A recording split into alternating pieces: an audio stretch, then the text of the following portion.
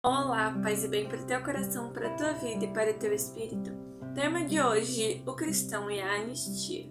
Bom, é claro que nestes tempos em que vivemos, um lema se proclama nas ruas, casas, mesas de bares, ambientes de trabalho e etc. Anistia, anistia, anistia.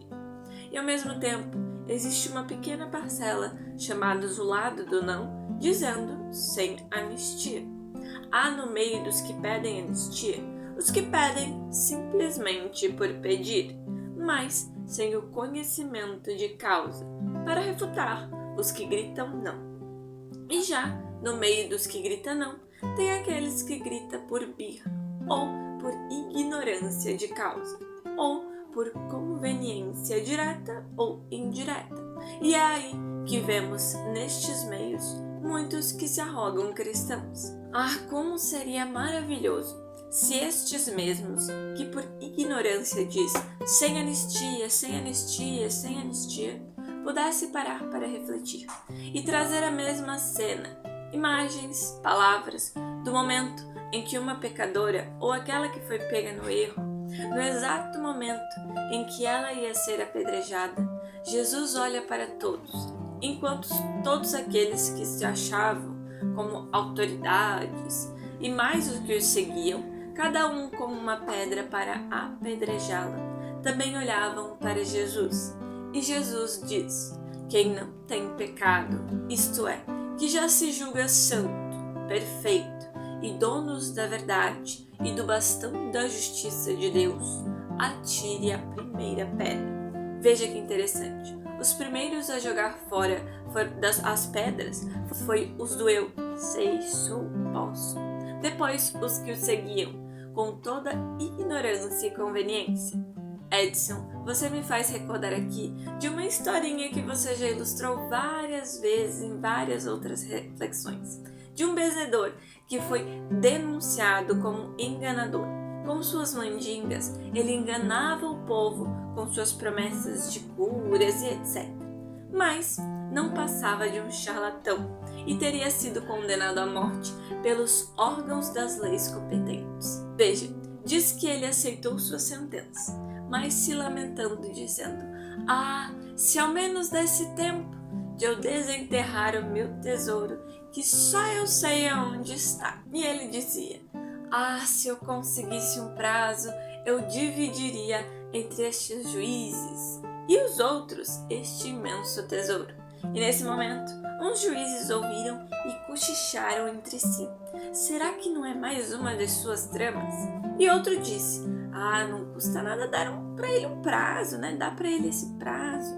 Daí estes, atiçados pela ganância e sede de poder, concedeu o que ele pedia. Mas o condenado fez uma exigência, que as primeiras enxadadas fossem dadas pelas pessoas mais grandes no poder do reino. E lá se foram os juízes, generais, deputados e etc. E chegando ao local, disse o condenado: e é preciso lembrar que as primeiras enxadadas só podem ser dadas também por aqueles que nunca praticou qualquer ato de corrupção, desvio de verbas e etc. Caso contrário, este sofrerá um grande castigo, pragas e outras coisas terríveis. E ali, eles cheios de temor, nenhum teve coragem de dar a primeira enxadada. Todos se acusaram na frente do povo que ali via, quando nenhum se aproximou para ser o primeiro. Um até disse: eu nem sei como pegarem uma enxada, nem sei como dar uma enxadada. E ali, constrangidos, deram para o benzedor a liberdade para cobrir um pouco as suas vergonhas de suas práticas. Edson, o que você acrescenta mais? Sabe, Isa, vemos hoje que todos querem e falam de paz e de direito, mas uma coisa é falar de paz, anistia, isto é, perdão. Outra coisa é viver isto que se fala na prática, isto é, ser um construtor da mesma paz que se proclama, não é, nas suas falas. Assim, também aqueles que diz não para o perdão, isto é, anistia. mas esses mesmos são aqueles que esperam a anistia divina por suas faltas. Vemos ainda que a Bíblia, isto é, o manual da vida, no grego, a palavra anistia significa esquecimento. Jesus deu ao ladrão Dimas, ladrão, anistia por todas as suas atrocidades. Daí hoje muitos dos que se diz amigos de Jesus, esses mesmos com várias faltas, diz sem anistia, isto é, sem perdão. E são os mesmos que batem no peito dizendo, sou cristão, tudo pelo social. Estranho, não é verdade? Vai entender, não é verdade? Quando olhamos para o manual da vida, a Bíblia, vemos que Deus mandou Elias dar anistia a Acabe, o qual já tinha a condenação certa por seus faltas e pecado. Veja, é bem próprio dos que não aceitam o que é direito de perdão, isto é, anistia, agir como o irmão do filho pródigo, que assim que ele voltou, ele não aceitou a anistia que o pai deu para o seu irmão. Esse, cheio de ganância, não queria o bem do irmão. Daí pensamos, como pode aqueles ou aquelas que reivindicam o direito de paz não ter a mesma na alma? É claro que só os que realmente é amigos de Jesus são os verdadeiros portadores de ação de paz. Como bem fez São Francisco de Assis na prática, não é? Que possamos proclamar ela na verdade. Onde houver o ódio, que levemos o amor na prática. Onde houver a ofensa, que levemos a anistia, isto é, o perdão na prática. Onde houver a discórdia, não é? Que eu leve a união fraternal. Aonde houver dúvida, que eu seja fonte de fé. Onde houver o erro, que a verdade prevaleça. Onde houver o desespero, que a esperança, não é, venha no coração. Aonde houver a tristeza, que eu seja a alegria. Aonde houver trevas, que eu seja a luz.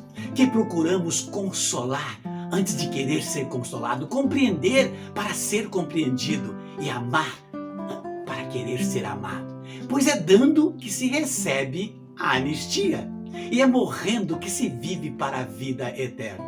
Sabe? E voltando para esta oração de São Francisco, pensei, o que fará estes que diz a anistia não, na hora de chegar uma provação, isto é, uma dificuldade, uma dor, não é? E implorar para o único juiz supremo, Deus, pedindo anistia, isto é, perdão, ajuda, misericórdia. E o juiz supremo, Deus, dizer, por agora, aguarde e espere um tempo sem anistia.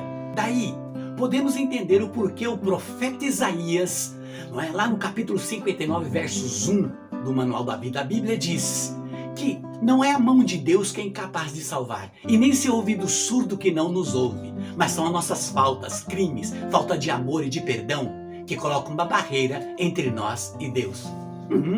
E não entender o que Jesus diz lá em Mateus 5, de 43 a 48, quando ele diz, tendes ouvido o que foi dito, amarás o teu próximo e poderás odiar o teu inimigo. Eu, porém, vos digo, amai vossos inimigos e fazei bem ao que vos odeiam, orai pelos que vos maltrata e persegue. Deste modo sereis filho do vosso Pai do céu.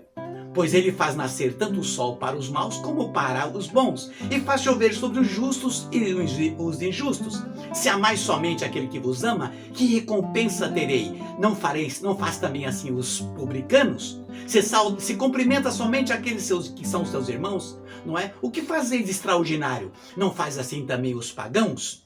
Portanto, sede perfeito como vosso Pai é perfeito, diz o Senhor. Vou também aqui, Isa, fazer o que você fez no início, entrar com uma outra historinha.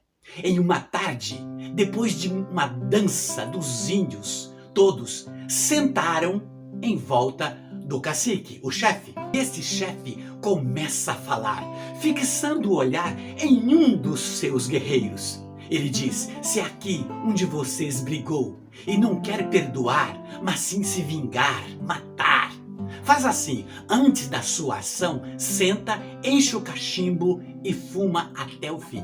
E logo compreenderá que a vingança de morte é uma sentença desproporcional. E verás que basta uma correção, isto é, uma surra, Mas antes da surra, enche novamente o cachimbo e fuma até o fim. E verás que, ao invés de uma surra, basta uma repreensão. Mas se você encher o cachimbo pela terceira vez, refletir até esvaziá-lo, terá a convicção que o melhor é ir até ele e dizer paz para você e abraçá-lo.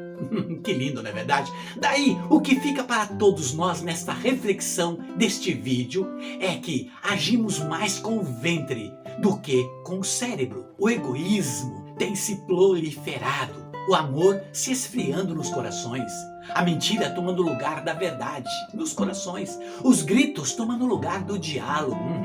O egoísmo tomou o lugar da abnegação, da caridade, da desambição, do desapego e do desinteresse. Então, o que dizer como um bom conselho? Anistia, isto é, perdão, sim, sim, sim.